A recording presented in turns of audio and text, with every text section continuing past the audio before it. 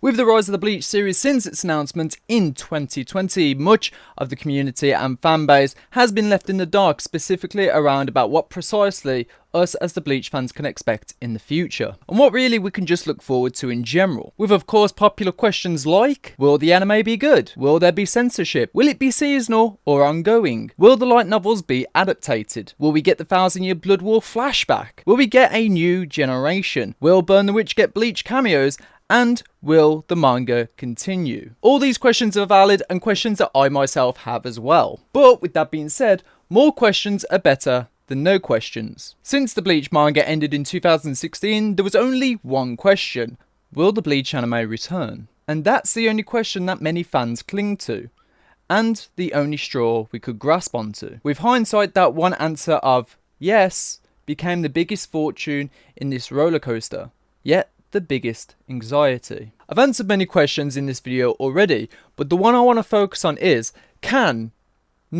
will Bleach continue? Does this stem from the last chapter of Bleach? Not at all, but it does solidify an already popular question. Kubo came with a one-shot chapter that, the last page and editorial note alluding to the continuation aside, let's address why this seemingly is the case. Bleach's anime and manga context will be intertwined within this video. So let's talk about what content we have in story order. 200 plus chapters of the 1,000-year Blood War arc, the light novel and spin-off 6 months after the events, Can't Fear Your Own World, then 3 years after the events, We Do Not Always Love You, 2 chapters of the 10-year time skip and 1 chapter of 2 years following up in advance. Coincidentally, the same time that the Burn the Witch manga storyline starts. If we take this at face value, that's a good 2 years of solid anime content, give or take, if Bleach was not a seasonal running anime at a minimum. But is there more to it? Let's talk business. A pillar of Jump, being One Piece, is ending. Jujutsu Kaisen, My Hero Academia, and Black Clover are nearing their ending too. With the recording of this video, Jump has very little for their disposal for keeping a consistent viewership or readership. After these series come to their climax, it seems that Shueisha needs an incentive, and a big one. Dragon Ball, Yu-Gi-Oh! And Boruto are already incentives for readers for V-Jump, so they wouldn't really be applicable in this sense. There are a few things which are important, little things, but important nonetheless. However, the biggest asset for this video is a little website called Club Outside. It was to my understanding that this fan club was designed to be a year-long service, considering at the start of its run it was considered limited. You could pay monthly or you could pay for a year, which came with perks. The foundation for this site was sharing Kubo's online thought diary, sharing drafts, music tastes, and more importantly his Q&A session. That alone is limited.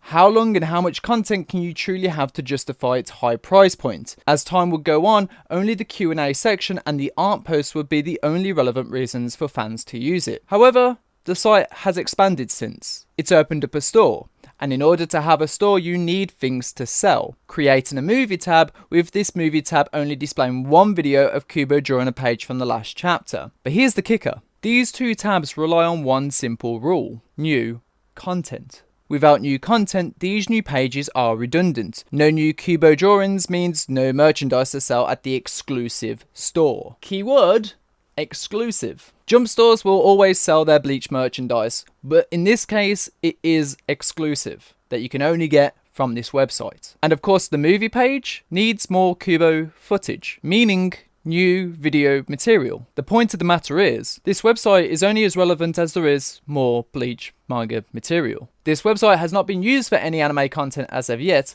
and stays true to the name of the club, being a fan club for Kubo. That being said, for a website bringing in at least $1 million a month with subscriptions and merchandising sales, this is a club that is extremely profitable. But let's be a bit more speculative. Editor-in-Chief Nakano was the one that brought Kubo back. He saw Burn the Witch and voluntarily asked to publish it. Kubo has stated that in Season 2 and beyond that he will keep Burn the Witch and Bleach separate, but will incorporate each other in the story. Very conveniently, as he has now made Bleach and Burn the Witch existing in the same time frame, telling me that the actions in Bleach will have an effect in the world of Burn the Witch. And in order to intertwine these 2 series, you of course need new content. In the Bleach Jet art book, he made time skip designs of Kazui and Ichika, and thus, from the context of the last chapter, he opened up a new arc. For business and for story, Bleach has set itself up to be here for a really long time. In conclusion, this is my theory and my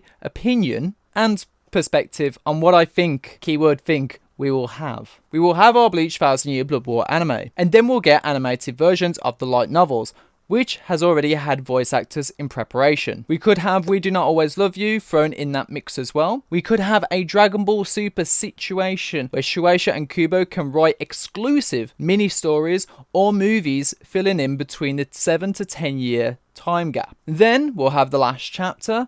Then, with possibly even more short stories that Kubo will want to show for the anime exclusively until the Hell arc. This is a great time for Kubo to write Burn the Witch and the Bleach Hell arc seasonally if he chooses, while the anime has a selling point for new material. This is literally the most perfect scenario you can get and the most realistic. Kubo can take his time, manga can be made that doesn't detriment his health, and he can be involved with the anime without overworking himself. While Shueisha and the anime can market films and give exclusive in-canon filler to entice old and new fans to watch, and to entice us old fans as well to enjoy the anime and still get us discussing and excited for it at the same time without knowing what's going to come next. Could the new logo that Kubo's making be for the anime? Or could it be for the manga? That's an interesting question that we will have to wait on for now. But for now, I am actually going to have to end it off here. Tell me your guys' thoughts, of course, in the comment section down below of what you think is going to happen. And with that being said, I'm going to catch you motherfuckers like you guys, of course, have this fine day being Hanson. And as always, people,